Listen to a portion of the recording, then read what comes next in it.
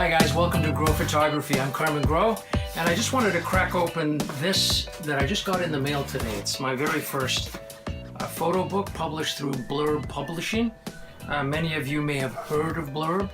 I heard a lot about it, and I thought it was the best way to go about publishing my very first photo book. So let's crack it open and see what we got.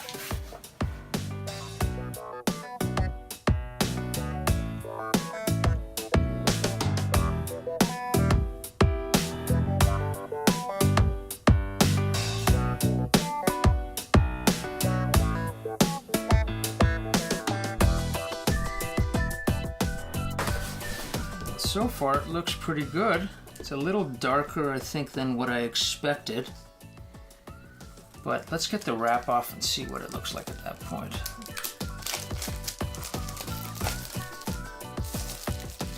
Alright. Wow, looks good. There's the spine. It could have been a little bit better centered. I thought I had it perfectly centered on the spine.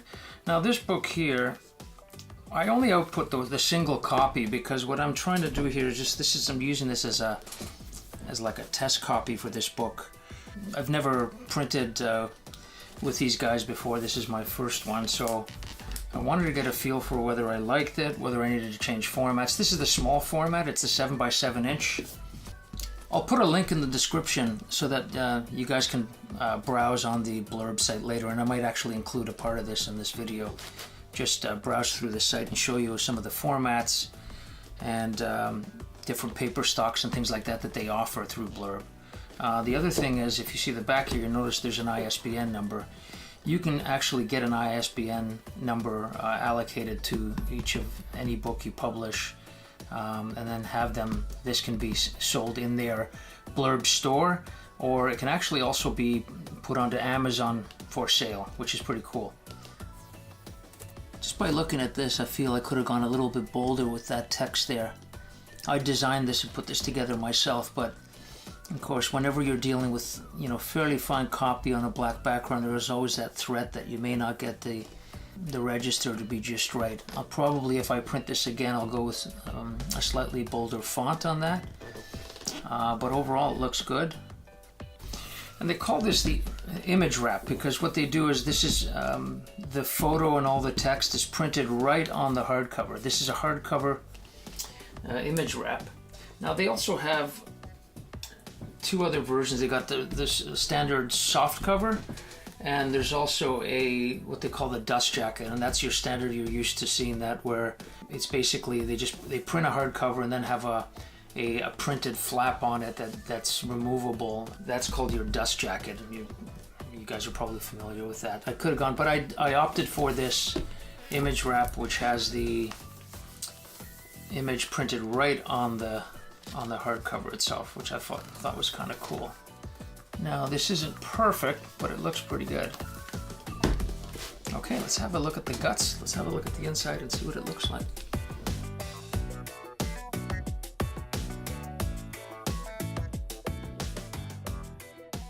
Really happy with how dense the blacks turned out here. I set this up and where it's alternating black and this orange, and it looks pretty good. I'm really happy. Look at the density of that black. It's very, very nice. Now you also have you have some standard papers, but basically there's a variety of papers you can choose from.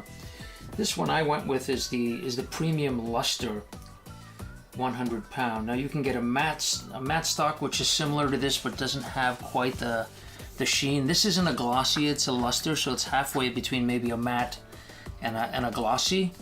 I thought that would have the images would have more impact.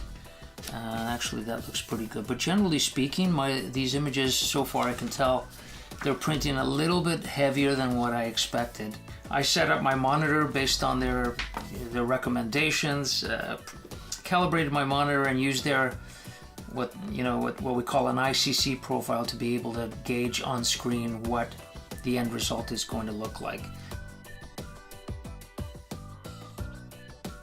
So far it's only black and white images. As we go through the color, we'll be able to see what the color stuff looks like too. But this reverse text is printing pretty nicely on the black. That's good. I think I would leave that where it is. Now the orange there, I'd probably go a little heavier on that. That's pretty good.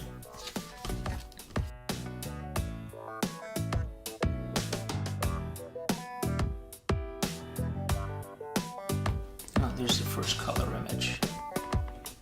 That looks pretty good. I'm happy with that. What tends to happen, of course, when you run an image right across the spread is you can have, obviously this is called creep in here, where you're going to lose a part of the image based on the spine, what's happening in the spine and the binding and so on. I strategically set this up so that I wasn't going to lose too much, although I would have liked to have seen more. Now they have a version that you can print which is kind of a flat bound so that you lose less of this, and when you browse through their website you'll be able to see that option. I think it's called the standard lay flat, that's the version, and I may opt for that next time only because this would be important, although this doesn't compromise it too much. You know what's going on here, it's very symmetrical, this shot here. And the focus was really him, and just knowing that there's a mannequin there, which works out well. Although, of course, no one likes to see that. So if you can avoid it, try to, really think about that. We'll see some of these others. Okay, here I opted for 2 images, 1 on each page, so that works out great. Yeah, that's looking good. So a little bit of background on this book here. This is about 10 years or so I spent in the commercial world shooting sports and bodybuilding, fitness, that sort of thing, and I spent a lot of time with these pro bodybuilders, some amateur bodybuilders, working for a supplement company, and so I had access to some really great, amazing athletes, and so this is a collection of some personal work I put together over that period of 10 years.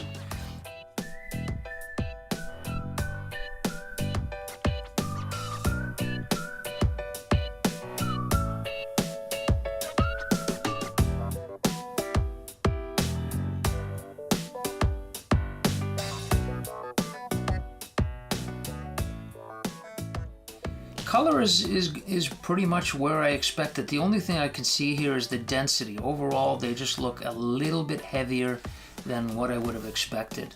Although I'd be quite happy with these results. Again, I'm comparing to what I was anticipating, what I saw on my screen when I was looking at densities on screen and looking at numbers and so on. I was hopeful that these would print just a little brighter. So, but I'm really happy with that.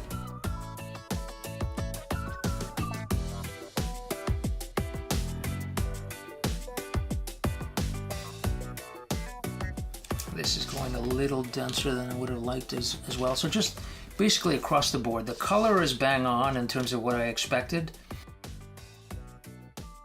I think what happens is they're trying to get this black to be as punchy as possible, and that sometimes can compromise on the press. That can sometimes compromise the images themselves. So be careful with that. If you're printing a book yourself, just try to err a little on the lighter side if you can. Even if you're going for an edgy look like I am here, I'm going for a real contrasty sort of punchy look, which I'm getting. But I think what I'll do next time is, and I'm glad I did this test book here, because I think what I'll do next time is I'll really focus on, spend a little more time on the images and just brighten those up a bit. And I may do something with the copy, maybe just, especially this orange text here, I'll probably make that a slightly bolder font. I think that's a light right now, Futura light. I'll go a little bit denser, maybe go to the medium on that. I don't mind how the white copy is reproducing, that looks good.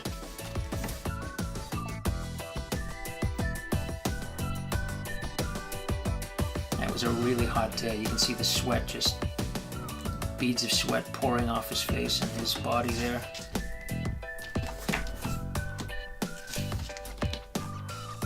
This is Phil Heath. Phil Heath was he's a 7-time Mr. Olympia champion. He's the current Mr. Olympia. There's Phil Heath again. yeah, so it is going again a little bit dense. If anything, I will. I'm repeating myself, I know, but as I'm going through these, I'm seeing these for the first time. I know exactly what I need to do for the next, before printing the next one. This gives me a good gauge, because I know that Blurb will be really consistent. From everything I've read, everybody I've talked to, they will be really consistent from book to book. Printing these, they have a pretty strict protocol within their print facility. So I know that if I do some work on these and send it back for another round, it will look better. Although I have to say I'm quite happy with this right now. Jay Cutler. It's Jay Cutler again. He's another Mr. Olympia champion, 4-time Mr. Olympia. And this is from the 2008 Olympia for the pros that I worked with. Wow, very, very impressed. I love the way that orange came out. It really pops. And my final pages. If you leave this Blurb logo in, it costs you a little less. You can opt to take that out. I think they charge you a few extra dollars or a couple of extra dollars per book if you want to take that out. So if you're publishing something and you really don't want their logo there, you do have the option of getting that out. These are the end sheets. They come standard with a gray sheet like this. You can actually modify this. You can have this be black or some other, I think there are a couple of other options, and that is also an additional cost, I think. This gray is just standard, doesn't cost you any extra. And there's the back right there. Yeah, so I'm happy with that. Okay, let's go off to the website. I'll show you some of the options that Blurb offers. Okay, so here's the Blurb website. I'll just go through this. The formats. Here we have photo books, trade books, magazines, etc. I chose a photo book here. If we jump through the photo books, you'll see that we have the various sizes here. Again, my book was the small 7x7 inch, but you have right up to 13 by 11 inches, which is a fairly large book. 6 different paper formats. Again, this is blurb.com. 3 cover types. As I mentioned earlier, you have a soft cover, the hardcover image wrap, which is what I had done, and the dust jacket. And then the lay flat version, which is their latest offering. Okay, those are supposed to be really nice. I haven't seen one live yet, but I'll probably be ordering one. Okay, so when you go to the create function here, it basically just goes over how you would create the books. You can do this through InDesign, which you guys, if you're designers, you'll be aware of it. It's Adobe InDesign, and that's what I use to create my photo book here. I basically built it all from one of their templates. You indicate the total amount of pages, and then it generates a cover for you, of which you then drop your artwork onto. And you end up with the inside of the book as one file and the cover as a separate file, which is the front cover, back cover, and the spine. So that's how that works. Trade books, slightly different sizes for trade books.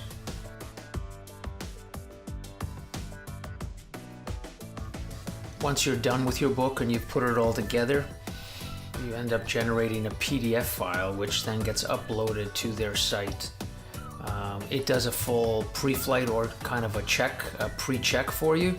You can also hire an expert if you don't feel comfortable building that yourself. You can hire somebody right through Blurb to build the book for you. And going into the sell and distribute panel, as I mentioned earlier, you can sell this through their Blurb bookstore or through Amazon. There's also an ebook function. You can generate an ebook from your that same PDF that goes to print. You can, as an option, generate an ebook.